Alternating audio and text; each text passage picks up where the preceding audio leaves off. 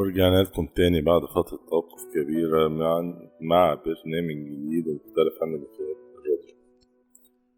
الراديو متعته انك بتسمع قصة ودانك وبتشوفها بخيالك، ده قمة المتعة. مش هندخل في المرحلة الجاية اي صور، انا مش عايزك تشوف القصة بصور، عايزك تشوفها بخيالك انت. هبدأ معاكم النهاردة قصة جديدة وهي السراب. السراب أنواع كتيرة، منها سراب البحث عن آثار، سراب إنك تسافر شرم الشيخ أو الغردقة تتجوز واحدة أجنبية تسفرك، سراب إن أنت تسخر الجن ويجيب لك اللي تحت الأرض، سراب الهجرة والشراء. وده اللي هنبدأ بيه النهاردة بإذن الله. عربية نقل خضار وفجأة تلاجة ماشية وسط الصحراء بالليل، جو شديد الظلام. الشارع الأول من العربي مفيش قمر في السماء. عربية بتقف بجوار جبل في الصحراء، ينزل من كابينة السواق رجلان مسلحان، يفتحوا باب التلاجة، يخرج منها شاب مصري في العشرينات من عمره، طويل قامة عريض، جسمه رياضي. شاب آخر سوداني، بنتين سوريتين في غاية الجمال محجبات ومبين عليهم الاحترام. 5 شباب أفارقة كلهم شباب في العشرينات من عمرهم تقريبا. الشاب المصري أول ما نزل: إيه وصلنا ليبيا ولا إيه؟ واحد من المسلحين: تقريبا وصلنا، فاضل 5 كيلو بس هنتمشاهم من طريق مختصر في الجبل بعيد عن عيون حرس الحدود. الشاب السوداني منفعل بصوت عالي: ايوه بس ده مش اتفاقنا واحنا لسه هنمشي. واحد من المسلحين: وطي صوتك الله يخرب بيتك هتحبسنا، هم 5 كيلو هنكون في قلب ليبيا، ومن هناك هتاخدوا مركب على ايطاليا، لو فتحت بقى هنا هتتقتل وتدفن مكانك وملكش داية خلص. البنتين السوريتين بيبصوا لبعض خوف من غير ما يفتحوا ولا بقهم ولا كلمة. واحد من المسلحين: يلا مفيش وقت، محدش ينار اي حاجة ولا كشاف موبايل ولا اي حاجة احسن الاستطلاع يشوفنا، مفيش وقت. طب هنمشي ازاي في الضلمة يعني؟ احنا حافظين الطريق، ورانا خطوة بخطوة توصلوا بالسلامة، متخافوش. بيمشي رجلان مسلحين اتجاه الجبل وخلفه الشباب، بيسلك طريق بين الجبال. فاثناء سيرهم الشاب المصري بيفكر مع نفسه: ايه اللي انا عملته في نفسي ده؟ بس صح ولا غلط؟ ادفع 50,000 جنيه عشان اسافر هربان ويعني ما اوصل ولا لا؟ طب مش كنت سمعت كلام صحابي وعملت بيهم مشروع هنا احسن؟ مشروع؟ امال 50,000 جنيه هيعملوا لك مشروع بس؟ لا والله كانوا هيعملوا. انت فتحت عربية اكل في الشارع من شارع الاكل اللي الحكومة عملتها للشباب، كسبت والله.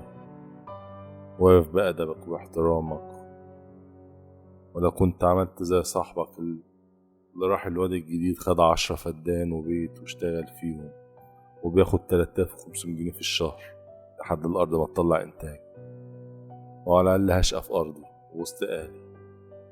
يقطع تفكير واحد من المسلحين: يلا سرعوا شوية الفجر قرب واحنا قربنا خلاص.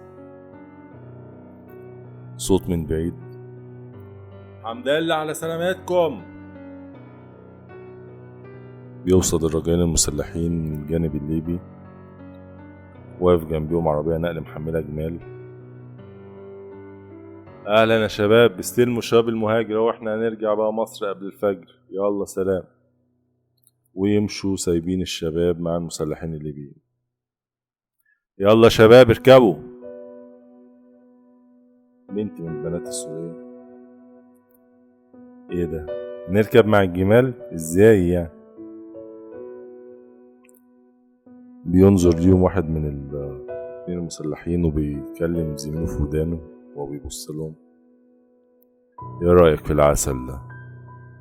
ايه رأيك انا واحدة وانت واحدة الليلة؟ اقترب رجلان الفتيات، كل واحد منهم مسك واحدة في عنف. واحد شد واحدة من دراعها والتاني شد البنت التانية من الحجاب من على راسها ومسكها من شعرها. الشاب المصري خدته الحماسة وبصوت عالي وغضب: انتم بتعملوا ايه؟ لم ايدك انت وهو. ويمسك ايد واحد منهم ويرفعها من على البنت اللي هو ماسكها. الراجل المسلح يوقعه على الارض، يزقه ويوقعه على الارض ويشاور له بالسلاح اللي بايده: وانت مال اهلك انت؟ وما كانوا من اهلك ولا من دمك عشان تدافع عنهم؟ ما كل واحد يخليه في حاله. الشاب السوداني المصري عشان يساعده ان هو يقف تاني بصوت عالي وعصبية.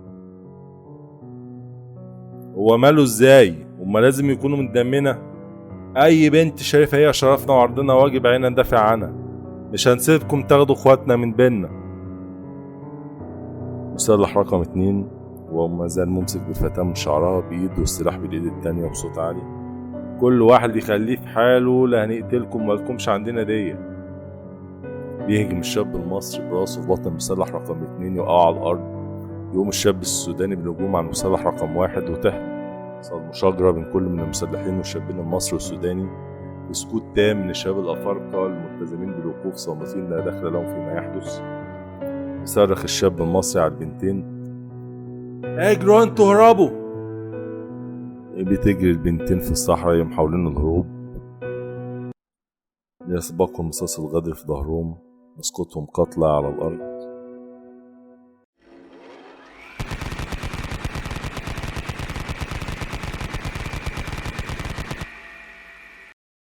تاتين وفاجئهم هم الآخرين بطلقات اخترقت صدورهم ليسقط قتلى شهداء مدافعين عن شرفهم وعرضهم. السواق صارخا ورافع سلاح بيده: حد عايز يموت تاني؟ شمس قربت تطلع واحنا لسه مكاننا، يلا خلصوا. وانت يا ابني انت هو حمل الجثث دي نوديها للدكتور شريف يفتح ويشوف الاعضاء السليمه اللي ينفع يتباع منها نبيعه. اللي بيحملوا الجثث في العربيه بيركب ال5 شباب افارقه جنب الجمال، والعربيه تتحرك اتجاه البحر. تصل السياره الى الشاطئ. مع شروق الشمس ينزل شباب الافارقه ليجدوا مركب صيد متوسطة الحجم في عدد كبير جدا من المهاجرين غير الشرعيين بيركبوا معهم صامتين كعاداتهم غير معترضين على أي شيء. خبر صغير على الشاشة في نشرة 6 مساء: غرق مركب هجرة غير شرعية في وسط البحر ووفاة كل من فيها. دي كانت حكايتنا النهاردة. كل سنة وانتم طيبين جميعا، وعيد أضحى سعيد بإذن الله. وما تنسوش فضلا اشتركوا في القناة، دعمكم هو اللي هيخلينا نكمل. لو عجبتك القصة فضلا ما تنساش تشترك في القناة وتفعل الجرس عشان تستمتع معنا كل اسبوع بإذن الله بقصة جديدة مليئة بالإثارة. لو انت من عشاق قصص الرعب تابعونا الاسبوع القادم بإذن الله، وأقوى قصة رعب تكون هدية العيد بإذن الله. وتابعوا معانا كل خميس بإذن الله أو كل جمعة قصة رعب وقصة إثارة ورا الخيال، وإن شاء الله دي بداية. لو سمحتوا لو في أي تعليقات بخصوص الصوت ياريت تكلمونا وتقولولنا عليها في التعليقات. يلا كان معاكم محمد شعبان من برنامج. السلام عليكم.